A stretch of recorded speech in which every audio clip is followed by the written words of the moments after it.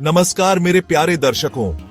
आज हम एक ऐसी यात्रा पर निकलने वाले हैं जो हमें भारत की आत्मा से जोड़ेगी, एक ऐसी नदी के तट पर ले जाएगी जो सदियों से हमारी आस्था, संस्कृति और जीवन का आधार रही है। जी हां, मैं बात कर रहा हूं मां गंगा की, जो केवल एक नदी नहीं बल्कि करोड़ों भारतीयों की आस्था और श्रद्धा का केंद्र है। गंगा नदी को हिंदू धर्म में पवित्र मानने के पीछे अनेक धार्मिक, आध्यात्मिक और सांस्कृतिक कारण हैं। यह नदी हमारे पुराणों, हमारे इतिहास और हमारे जीवन से इस कदर जुड़ी हुई है कि इसे समझना भारत को समझने जैसा है। तो आइए इस वीडियो में हम गंगा नदी के इसी महत्व को समझने की कोशिश करेंगे, जानेंगे उनकी पौराणिक कथाओं, धार्मिक मान्यताओं और सांस्कृतिक पहचान को। गंगा एक नदी नहीं, एक गाथा है जो हमारे पुराणों में अमर है।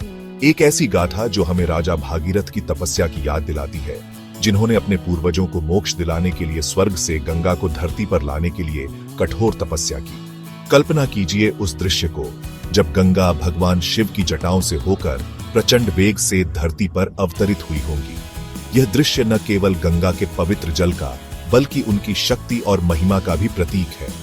और क्या आपको पता है, गंगा को समुद्र मंथन से निकले अमृत से भी जोड़ा जाता है। जी हां, यही कारण है कि गंगा को जीवनदायिनी और पवित्र माना जाता है।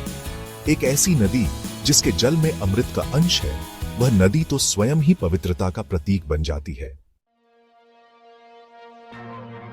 गंगा केवल जल नहीं, आस्था का प्रवाह है।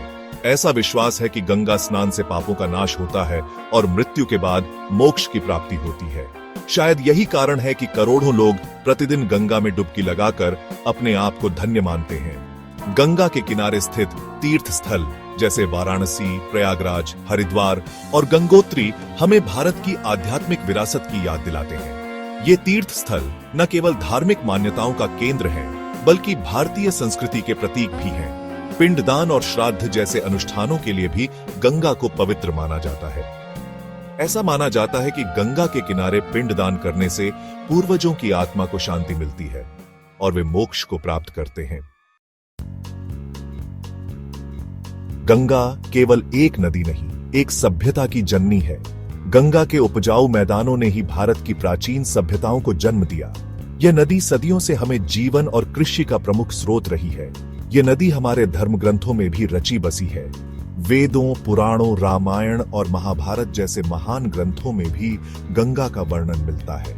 यह ग्रंथ न केवल हमारी धार्मिक विरासत का भंडार है, बल्कि उस युग की जीवन शैली और संस्कृति की झलक भी प्रस्तुत करते हैं। गंगा के घाटों पर जन्मी कहानियां, गीत और परंपराएं आज भी हमारे बीच जीवित है।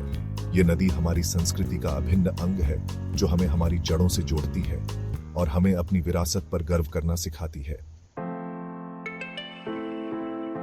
गंगा की पवित्रता का दावा केवल आस्था ही नहीं, बल्कि विज्ञान भी करता है। वैज्ञानिक शोधों में पाया गया है कि गंगा के जल में बैक्टीरियोफेज नामक वायरस होते हैं, जो हानिकारक बैक्टीरिया को नष्ट कर देते हैं। यही कारण है कि गंगा का जल लंबे समय तक खराब नहीं होता और अपनी शुद्धता बनाए रखता है। यह नदी प्रकृति का एक चमत्कार है, जो हमें स्वच्छता और जीवन का संदेश देती है। हालांकि आज गंगा नदी प्रदूषण की मार झेल रही है। यह हम सभी की जिम्मेदारी है कि हम इस पवित्र नदी को स्वच्छ और पवित्र रखने का प्रयास करें।